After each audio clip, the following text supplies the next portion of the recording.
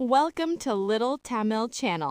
Subscribe, like, comment, share and follow. ஒரு பழைய பையில் தூசி படிந்து மூடியிருந்த ஒரு மர்மமான வரைபடத்தை அகிரா மெதுவாக எடுத்து விரித்தான். அதில் பொறிக்கப்பட்டிருந்த குறியீடுகள் மெதுவாக ஒளிரத் தொடங்கின. அகிராவின் கண்களில் ஆச்சரியமும் உற்சாகமும் கலந்தது. இது எல்டோராடோவுக்கான வழிதான் என்று அவன் மகிழ்ச்சியுடன் சொன்னான். பேராசிரியர் சூம் வரைபடத்தை கவனமாக பார்த்து, இந்த பயணம் அறிவுக்கும் தைரியத்துக்கும் ஒரு பெரிய சோதனை என்றார்.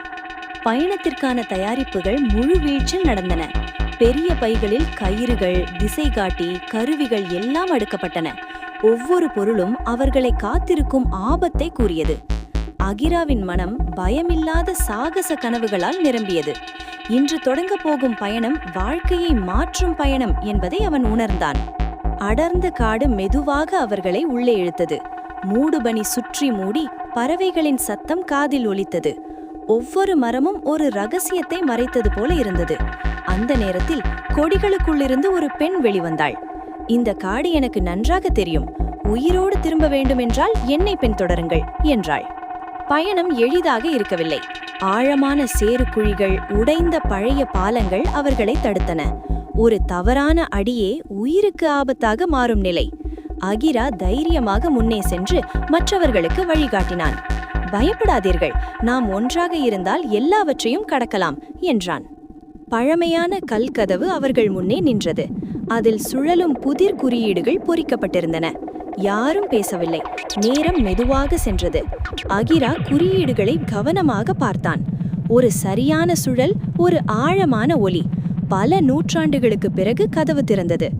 கதவு திறந்ததும் அனைவரும் அதிர்ச்சியில் உறைந்தனர்.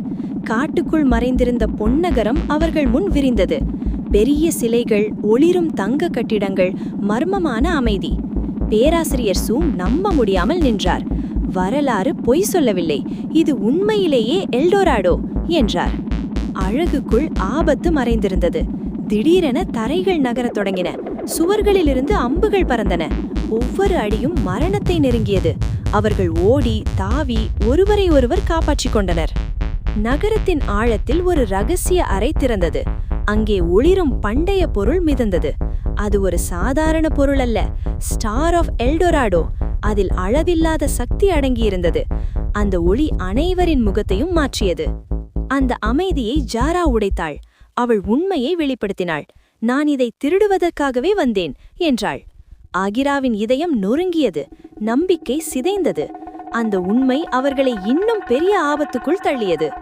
பொருளின் சக்தி நகரத்தை நடுங்க செய்தது. கற்கள் மேலிருந்து விழுந்தன, சுவர்கள் பிளந்தன. நேரம் விரைந்து ஓடியது. உயிர் தப்ப ஒரே வழி வெளியே ஓடுவது மட்டுமே. தூரத்தில் ஒளி தெரிந்தது. அவர்கள் முழு சக்தியுடன் ஓடினர். பின்னால் நகரம் இடிந்து கொண்டிருந்தது. வெளியே வந்ததும் அனைவரும் நிம்மதியாக சுவாசித்தனர். அவர்கள் உயிரோடு திரும்பியிருந்தனர். காடு மெதுவாக நகரத்தை மீண்டும் மூடியது. எல்டோராடோ மீண்டும் ஒரு கதையாக மாறியது. ஆனால் அந்த பயணம் அகிராவை மாற்றியது. அவன் தைரியத்தையும் அறிவையும் கண்டுபிடித்தான். சில ரகசியங்கள் மறைந்தே இருக்க வேண்டும் என்பதையும் கற்று kindness over anger, learning art over ignorance.